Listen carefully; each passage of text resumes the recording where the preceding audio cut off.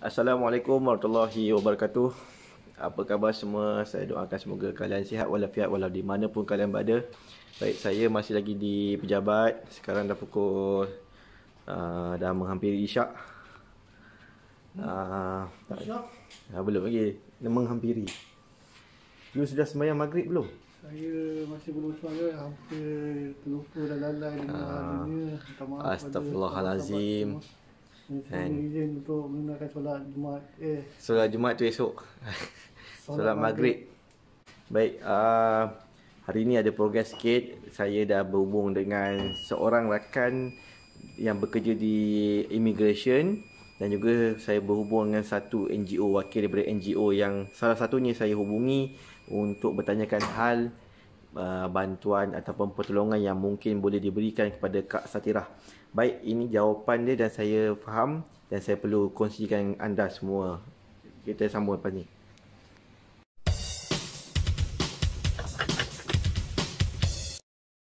Baik, tadi saya dah cakap saya ada berhubung dengan pihak NGO untuk mohon pertolongan supaya diberikan tempat perlindungan untuk Kak Satirah ya. Ini jawapan daripada NGO tersebut. Wakil NGO tersebut memberitahu bahawa mereka tak dapat nak beri bantuan segera kerana status Kak Satirah ya. Okey, sebab saya dah bagi tahu pada mereka bahawa Kak Satirah ni mungkin warga Indonesia. Jadi cumanya saya tak pasti, saya tak dapat nak sahkan statusnya apakah benar dia warga Indonesia, dan jika benar apakah dia ada dokumentasi. Jika tidak ada dokumen, susah nak tentukan sama ada Kak Satirah masuk ke Malaysia ini secara sah ataupun secara haram. Oleh yang demikian, pihak NGO yang saya hubungi tu wakilnya memberitahu bahawa menjadi kesukaran bagi pihak mereka nak jumpa, nak beri bantuan dan ambil Kak Satirah, tempatkan di tempat perlindungan mereka, kerana menjadi satu kesalahan jika melindungi warga negara asing yang tidak ada dokumen di Malaysia ni, kan?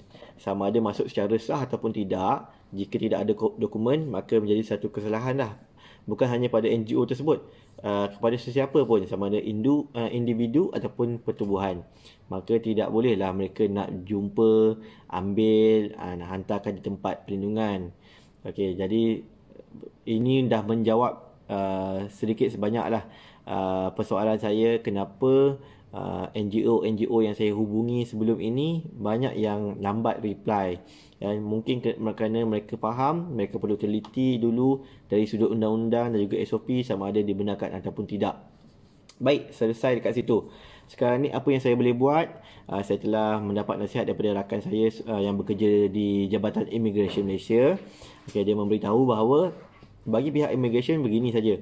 Untuk mana-mana warga negara yang asing yang tidak ada dokumentasi, mereka perlu ke Jabatan Immigration. Pejabat Immigration akan keluarkan surat dan akan bantu untuk berhubung dengan kedutaan negara masing-masing supaya pihak kedutaan dapat keluarkan pengesahan kerakyatan ataupun kewarganegaraan. Kemudian lagi dari situlah baru ada proses sama ada untuk pulang ke negara asal dan sebagainya. Namun begitu, proses itu agak rumit untuk saya laksanakan dalam kes Kak Satirah ni, kerana satu, Kak Satirah ni waktu siang tak ada. Walhal pejabat immigration hanya buka pada waktu siang.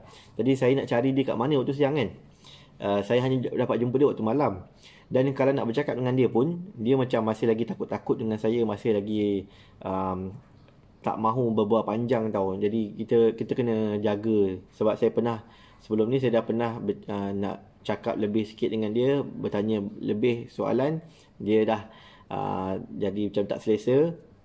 Dan keesokannya dia tak tidur dah kat situ kan. 2 malam jugalah saya tunggu, barulah dia datang balik ke tempat yang sama. Jadi saya nak kena pastikan setiap kali saya approach dia ataupun bertanya dengan dia, saya kena ensure ataupun pastikan dia selesa. Kalau tidak dia akan larikan diri kan. Jadi agak mustahil lah ataupun agak susah untuk saya nak mengajak Kak Satirah ikut saya pergi ke Jabatan Immigration kan. Jadi susah. Dan lagi satu, sebab sekarang ni pun dah ada kena ensure ataupun kena sahkan juga status kesihatan dia kan, sementelah waktu COVID-19 ni. Itu pun dah kos. Jadi saya fikir cara yang terbaik yang boleh saya buat adalah mengikut saranan sahabat saya yang kerja di immigration ni. Laporkan kepada pihak polis berkenaan keadaan Kak Satirah. Kemudiannya insya-Allah pihak polis ada SOP yang tidak ada pada Jabatan Immigration, iaitu pihak polis boleh pergi siasat, boleh ambil Kak Satirah ni dan bawa ke pejabat immigration untuk dokumentasi, dan sekurang-kurangnya polis juga akan boleh menempatkan Kak Satirah di tempat perlindungan yang selamat untuk dia lah. Jadi dalam tempoh masa itu polis juga akan berurusan dengan pihak immigration, polis juga akan berurusan dengan pihak kedutaan. Jadi saya dah berfikir panjang, insya-Allah pulang daripada kerja ni saya akan ke balai polis. Saya akan minta pandangan daripada pihak polis lah, macam mana dengan inilah supaya kita dapat lakukan sesuatu. Mudah-mudahan Kak Satirah dapat diselamatkan dari kehidupan dia sekarang lah ya.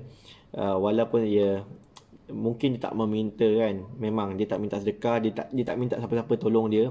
Tapi dalam keadaan begitu kita kena faham. Pada saya mudah je. Kak Satirah ni sudah pasti anak pada sesiapa kan. Dia ada parents, dia ada ibu bapa kan. Kalaupun ibu bapanya sudah tiada sekalipun, dia pasti ada saudara mara. Kalau tidak ada pun, dia pasti ada seseorang yang tertanya-tanya nasib dia kan. Jadi dia ada kampung halaman, dia ada negara dia, dia ada kehidupan yang lebih baik. Dan saya harap usaha saya ni bolehlah bantu supaya keluarkan hidup dia tu dari gelandangan ya.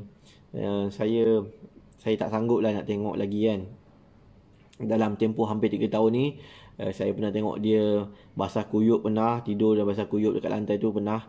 Saya pernah tengok dia satu malam tu tidur, seluar dia basah merah dengan darah sebab dia datang bulan dan dia tak ada pakaian lain. Dan saya macam, ini tak sepatutnya berlaku kepada sesiapa pun dah kesusahan begini.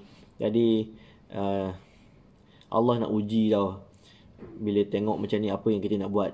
Kalau setakat tengok dan dalam hati aja, lemah lah iman kita kan. Jadi ataupun sekadar bagi RM10, tak tahulah kan. Jadi saya bukanlah nak kata tak bagus, tapi walk extra mile lah. Kita cuba usaha lebih sikit, ikhtiar yang lebih sikit lah kan. Kita ni bukan untuk apa-apa tau, sebab inilah sebenarnya Allah dah uji kita kan. Bila Allah tunjuk macam mana waktu PKP Ustaz Abid Liu dan NGO lain bertungkus lumus saling membantu antara satu sama lain. Kita suka tengok benda-benda macam tu di YouTube, di Facebook. Kita puji tindakan begitu baiknya Ustaz ni, baiknya NGO itu tolong kan. Tapi kenapa tak kita buat kan? Kenapa tidak kita initiate kan benda yang sama, ataupun kita mulakan benda yang sama? Jadi ini yang saya cuba buat lah. Saya harap saya dapat, orang kata, jadi asbab pun cukup lah kan. Baiklah, itu je. Nanti saya akan sambung lagi. Kalau saya pergi ke balai polis, saya akan sambungkan. Alright. Saya dah pun keluar dari pejabat. Saya memandu kereta ke Wisma Sentral Jalan Ampang ni. Kak Satirah masih lagi tidur di tempat yang sama lah. Masih di tempat yang sama. Sekejap nak tunjuk. Masih lagi di tempat yang sama. Saya harap malam ni malam terakhir lah dia tidur di situ. Saya harap esok dia dapat dibawa ke tempat perlindungan untuk gelandangan. Mudah-mudahan begitulah. Jadi saya nak ke balai polis. Saya akan buat laporan. Mudah-mudahan ada jalan lah daripada pihak PDRM untuk bantu Kak Satirah ni. Okay, sekejap saya nak pandu kereta, jadi saya akan berhenti merakam lah. Kita akan sambung rakaman ni. Mungkin di balai polis pun mungkin tak boleh buat rakaman kalau ikutkan. saya akan kongsikan apa output ataupun saranan daripada pihak PJRM pula. Baik. Okey, baik, alhamdulillah saya dah pun selesai buat laporan polis di Balai Polis Jalan Tun Razak. Jalan Tun Razak ya. Ya betul, Balai Polis Jalan Tun Razak. Report saya buat tadi berkenaan dengan keberadaan gelandangan. Jadi nanti saya baca report ni dalam kereta je sebab saya bimbang kalau pegawai nampak ni. Okey, baiklah, saya pun dah keluar daripada Balai Polis. Tadi saya ada minta pandangan daripada pegawai yang saya lapor tadilah ya. Setelah berbincang menjelaskan keadaan, jadi pegawai yang ambil report tadi sarankan pada saya supaya buat report melaporkan keberadaan gelandangan warga asing. Jadi itulah dalam report saya tadi, saya buat melaporkan keberadaan gelandangan warga asing di Wisma Sentral, dipercayai warga negara Indonesia perempuan. Dan report saya itu telah diterima ke Balai Polis Dawangi.